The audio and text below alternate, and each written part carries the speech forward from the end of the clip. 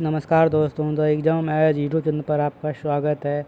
आज हम लोग thermal stability, lattice energy, hydration energy पर क्वेश्चन करेंगे। कॉन्सेप्ट पहले पढ़ लिए हैं, चलिए क्वेश्चन करते हैं।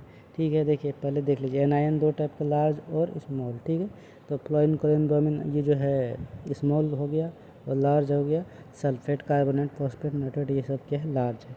देखिए पहला थर्मल स्टेबिलिटी कॉन्सेप्ट देखिए क्या होता है कि बड़ा कैटायन, ठीक है, और बड़ा एनायन, ठीक है, मतलब कि डिफरेंस यहाँ नहीं के बराबर हो तो उसका थर्मल स्टेबिलिटी ज़्यादा होगा। और कैटायन एनायन के साइज में डिफरेंस बहुत ज़्यादा हो रहा है तो वो सॉल्युबिलिटी ज़्यादा होगा। दोनों कॉन्सेप्ट याद रखना है, बस उसी पर आधारित है। लैटिस एनर्जी में क्या है, जिसका चार्ज ज़्यादा, लैटिस एनर्जी ज़्यादा, साइज के साथ उल्टा रिलेशन। हाइड्रेशन में भी वही है। चलिए एक करके सवाल देखते हैं।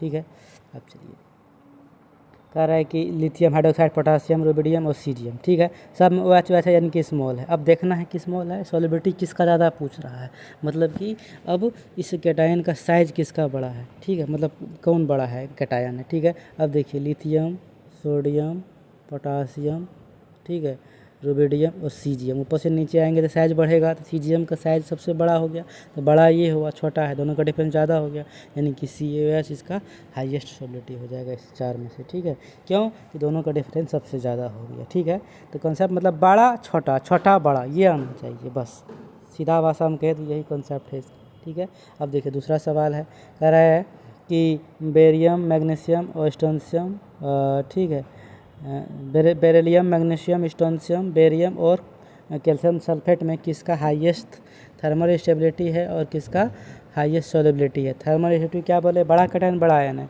अब देखिए ये सब बेटा मांगा कार स्क्वायर बाप रोए वाला है। ठीक है, तो रोए नहीं है तो क्या होगा, बाप वाला तक होगा।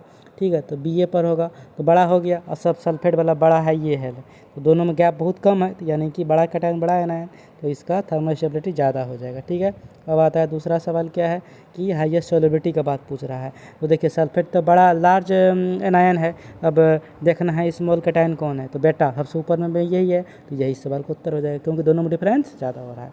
बड़ा छोटा, छोटा बड़ा, ये हो गया सॉल्युबिलिटी ज़्यादा। ठीक है, ये दूसरा सवाल देखते हैं। अब कह रहा है कि sodium chloride, magnesium, potassium, strontium. ठीक है, तो लैटिस एनर्जी किसका है, देखिए सोडियम पर 1 प्लस है, मैग्नीशियम 2 है, पोटासियम 1 है, स्टोनशियम 2 है, तो 1 वाला तो कट जाएगा क्योंकि चार्ज 2 वाला का ज़्यादा है, तो कौन बचा, तो मैग्नीशियम ऑक्साइड और स्टोनशियम सल्फेट। दोनों में देखिए मैग्नीशियम दोनों में प्लस 2 है, तो चार्ज वाला मैटर खत्म हो गया। अब देखते हैं साइज, ORS।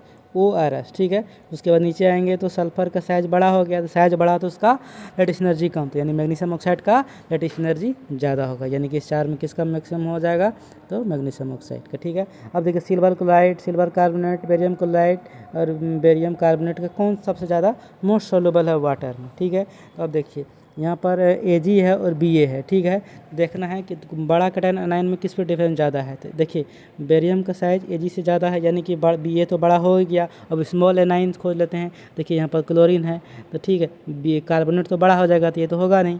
ठीक है, तो यानी क्लोरीन बड़ा हो जाएगा, क्योंकि बड़ा छोटा, छोटा बड़ा, बस इतना याद रखना, यानी BaCl2 हो जाएगा। अब देखिए NaF, NaCl, NaBr, Na, Na सब में सेम है, तो फ्लोरीन, क्लोरीन, ब्रोमीन, आयोडीन वाला है, तो ऊपर से नीचे जाएंगे तो साइज बढ़ेगा, तो साइज जिसका छोटा है उसका सबसे ज़्यादा होगा, यानी NaF का ज़्यादा हो जाएगा। अब हाइड्रोजन एनर्जी पूछा है, तो मैक्सिमम चार्ज जिसका रहेगा उसका हाइड्रोजन एनर्जी ज़्यादा होगा, तो +3 वाला का ज़्यादा हो जाएगा।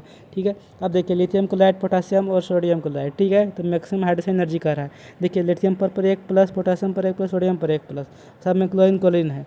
ठीक है, तो अब देखना है कि लिथियम, सोडियम और हेलिना, देखिए हेलिना के। ठीक है, ऊपर से नीचे आएंगे तो साइज बढ़ेगा, साइज के साथ उल्टा संबंध होता है, तो लिथियम से ऊपर है तो इसका साइज छोटा है, तो इसका हाइड्रोजन एनर्जी ज़्यादा होगा, यानी कि लिथियम क्लोराइड का हाइड्रोजन एनर्जी ज़्यादा होगा। बस एक ही कॉन्सेप्ट है कि बड़ा कैटायन बड़ा एनायन, थर्मल स्टेबिलिटी ज़्यादा। ठीक है, कैटायन एनायन का साइज में डिफरेंस ज़्यादा आता है, सॉल्युबिलिटी ज़्यादा, बस ये कॉन्सेप्ट रखना है। और चार्ज ज़्यादा रहेगा तो लैटिस एनर्जी ज़्यादा होगा, साइज के साथ उल्टा संबंध है, बस ये कॉन्सेप्ट याद रखिए, सब क्वेश्चन बन जाएगा। ऐसा करने एक बार को समझ लीजिएगा। ठीक है, राधे राधे।